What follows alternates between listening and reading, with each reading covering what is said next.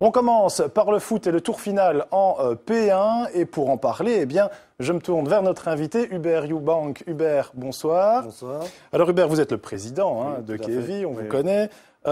Sans rien dévoiler évidemment du résultat de cet après-midi, dites-nous un peu dans quel état d'esprit se trouvaient vos joueurs avant l'entame de cette rencontre. Mais, disons qu'on a eu un très bon match mercredi à Châtelet. On a commencé le tour final en déplacement. En semaine, 18h30, c'était pas un horaire facile. On a senti un groupe très très motivé. Ils ont fait une super prestation, ils ont joué avec beaucoup de caractère. On a gagné aux prolongations, donc c'était assez fabuleux. Samedi matin, ils ont fait un petit entraînement, une grande motivation, beaucoup d'ambiance. Et pour vous donner un chiffre, mardi, ils étaient 22 à l'entraînement. Donc il y avait juste Jonathan Rolazia qui était absent pour blessure. Donc tout le groupe est au complet, bonne ambiance. Donc je pense qu'il y a moyen de faire quelque chose. Ouais, voilà. Eh bien, on va justement le découvrir s'il y avait moyen de faire quelque chose. Puisqu'après avoir sorti Châtelet et Warcoing, Kévy et Belleuil avaient donc gagné le droit de s'affronter ce dimanche. En jeu, une place à l'Interprovince. Le résumé signé Christophe Morel et Pascal Auvertus.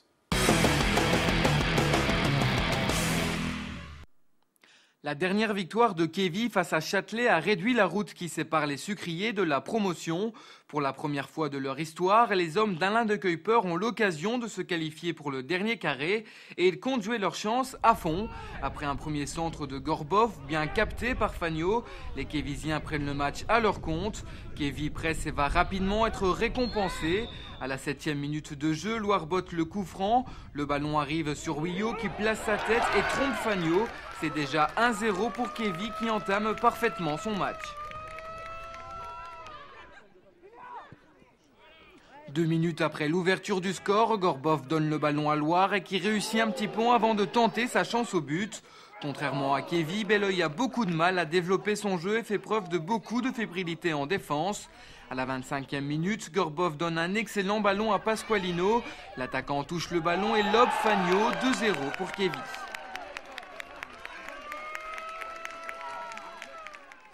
À la demi-heure de jeu, Gobert lance Gorbov qui se retrouve seul devant Fagno. Le latéral droit ouvre son pied mais place le ballon juste à côté des cages. Quelques instants plus tard, Gobert déborde sur la droite et centre pour Pasqualino. L'attaquant tente la tête plongeante dans les mains de Fagno. Les tentatives de Belleuil sont trop imprécises pour inquiéter les sucriers. À 5 minutes de la pause, Wio décoche une frappe pure qui crucifie le portier de Belleuil. L'œuvre du Kévysien porte l'avance des sucriers à 3-1. Juste avant la mi-temps, Loire va se distinguer à 2 reprises. La première fois sur un 1-2 avec Gorbov, la deuxième fois sur un coup franc. Mais la frappe de l'attaquant passe juste à côté du but de Fagno. En seconde période, Kévy profite de son avance pour jouer sur un rythme moins élevé qu'en première mi-temps. À la 64e minute, Stella sort son premier arrêt de la partie en devançant Delannoy. 12 minutes plus tard, Gangai part seul au but et lobe Fagno. À peine rentré, le sucrier aggrave déjà la marque avec un score de 4-0.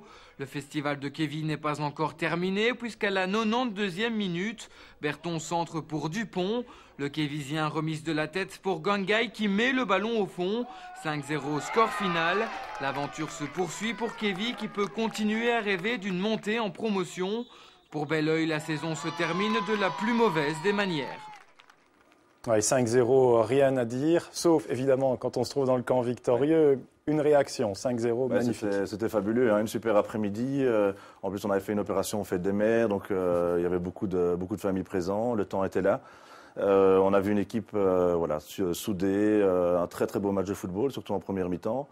Je crois qu'on a très bien construit et je les sentais motivés, comme je vous avais dit, et ils ont prouvé aujourd'hui que ils pouvaient encore aller plus loin. Ouais, on va écouter d'ailleurs d'autres réactions, celle d'Alain de Kuyper et de Chris Bruno, toujours au micro de Christophe Morel. C'est clair qu'avant le match, je ne pouvais pas m'attendre à ce genre de scénario. Bon, évidemment, nous étions extrêmement concentrés, concernés, appliqués. Mais bon, après le match était à construire et je dois dire à ce niveau-là, je trouve, en tout cas depuis le temps que je suis ici, c'est que Kévy a livré son meilleur match. Ah, carrément, c'est vraiment le meilleur match de la saison alors. Alors moi je crois que tactiquement ça a été irréprochable. Bon, je crois que individuellement j'ai pas de joueur qui a été en dessous, qui a été je veux dire en dehors du groupe, je dirais par rapport à son niveau. C'est franchement impressionnant en première mi-temps surtout où c'est vrai que bon, on rentre avec un 3-0, mais on avait encore eu aussi une ou deux occasions très très nettes. C'est vrai que le championnat s'est pas super bien déroulé, mais on a repris du poil de la bête en fin de championnat et on commence à voir nos repères et je pense qu'on a quelque chose à jouer. Donc on va tout faire pour y arriver. Il ne faut pas se voiler la face. Il y a des dirigeants qui font des efforts, donc il faut arriver à nos fins. Oui, on est content évidemment du côté de Kevin. Hubert, vous partagez le sentiment du coach? C'était le meilleur match de la saison, Oui, Kevin? pour moi, c'était vraiment un très très bon match. C'est vrai qu'ils ont bien construit. C'est vrai qu'on a parfois un peu plus de chance et tout tourne pour nous aujourd'hui. Mais c'était vraiment un chouette match à voir. Oui. Très beau match de football. Oui. Maintenant, vous sortez vainqueur de ce Oui. tour final en P1. Place à l'Interprovince. Oui. Vous savez comment ça va se passer? Mais en fait, on a essayé de prendre pas mal de renseignements pour voir comment ça allait se passer, mais on n'a encore aucune info. Il faut savoir que c'est historique pour Kevin parce qu'on n'a pas eu trop de chance les 2 dernières années, donc on était souvent arrêté au premier tour. Donc c'est déjà une chose. On est déjà à l'Interprovince, donc je pense que c'est déjà une réussite. Et on va voir. Je crois qu'il y a un tirage au sort début de semaine et on doit jouer contre normalement une autre grosse série d'une autre région de P1. Voilà. C'était l'objectif en début de saison? Cette montée possible en promotion? Oui, tout à fait. Je crois que ça fait 3 ans qu'on ne le cache pas, c'est viser le top 3. On a eu une saison un peu mitigée. Historiquement, il ne faut pas oublier qu'on a quand même été en 32e de finale de la Coupe de Belgique. Donc, Philippe Blick, c'est aussi historique, avait réussi, je pense, à faire un bon boulot. On a laissé trop de force à ce moment-là. Ensuite, un championnat mitigé. Et maintenant, on ne nous attendait plus. On décroche une place au tour final. On joue avec moins de pression. Et quelque part, on fait 2 très bons matchs. Donc, voilà. C'est une saison réussie ou bien elle sera gâchée si on n'obtient pas la promotion? Non, de toute façon, elle sera réussie. Donc, je vous dis, le souvenir des 32e de finale à Eupen, je pense que pour les supporters qui ont fait le déplacement, c'était magique. Et sinon, voilà, il y a eu du bon et du moins bon, mais on retiendra une bonne saison quand même, oui. On s'y prépare à la promotion, à Kevin, au niveau des structures, infrastructures aussi, tout est prêt? Mais il y a encore pas mal de choses à faire, parce qu'évidemment, le terrain de Kevin étant trop petit pour jouer en promotion, on devra alors déménager à Genlis, donc il y aura des modifications à faire, mais on a un comité et des bénévoles extrêmement motivés à Kevin, donc on est prêt à relever le défi et on fera le maximum. On a une grosse réunion la semaine prochaine également avec la commune de Kevin, je pense avec qui on a ouvert le débat également pour essayer de voir si dans l'avenir on ne pouvait pas avoir une infrastructure digne de 280 enfants qui viennent quand même chaque semaine là-bas.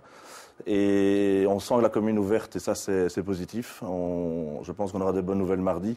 Et là on pourra évidemment envisager un beau site à Genlis et donc voir plus loin. Qui plus est, avec ce tour final interprovincial, on ne sait pas combien de matchs il faudra disputer. On est toujours dans le flou, il y a l'affaire l'Olympique. Oui. Vous pourriez très bien être déclaré montant fin juin. Alors, est-ce que c'est difficile à préparer l'avenir? Soit la P1, si vous êtes battu dès dimanche prochain, soit la promotion peut-être. Oui, c'est difficile parce que, comme je vous dis, il y a des modifications au niveau du déménagement de Kevin à Genlis. Donc, avoir un terrain aux normes en un mois et demi, il faut quand même faire des travaux. Mais bon, on s'y prépare et on se dit, voilà, si on y va, c'est très bien. Si on n'y va pas, on fera une belle saison l'année prochaine en P1. Et pour préparer le groupe aussi, ça ne doit pas être facile. Il y a déjà, maintenant, des transferts entrants? Il y a quelques transferts, il y a quelques départs et je pense qu'aujourd'hui, c'était important de le souligner également, c'est qu'on a vu un groupe et dont les gens qui partent, donc les quelques joueurs qui partent, qui nous donnent le maximum. Donc on voit des Cédric Loard, Anthony Pasqualino, Valentin Sergent qui ont été remarquables. Donc ça, c'était important de voir que malgré le départ, ils restent sur une bonne image. Et ils l'ont dit clairement, on veut essayer d'amener Kevin en promotion. Et dans les arrivées, on a des joueurs comme David De Gavre, Bruno Tchanchavieka, qui viennent tous les deux acres. On a Merciev qui vient de Pâturage, également un très bon gaucher.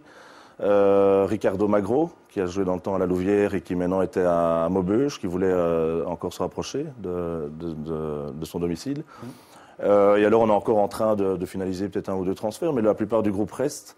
Et on les sent motivés également d'atteindre un cran supérieur. Donc je pense qu'on aura un bon groupe l'année prochaine pour la P1, pour jouer le top 3 ou, qui sait, la promotion. Oui, c'est ça, parce qu'il y a déjà une fête cette saison-ci à Kevin. C'est l'équipe B aussi qui a été championne. C'est tout le club aussi qui monte. Et ça, c'était magique parce que Jonathan Henry, avec ses jeunes et ses moins jeunes, comme on les appelle, c'était une équipe un peu mixte de quelques anciens qui ont encadré nos espoirs.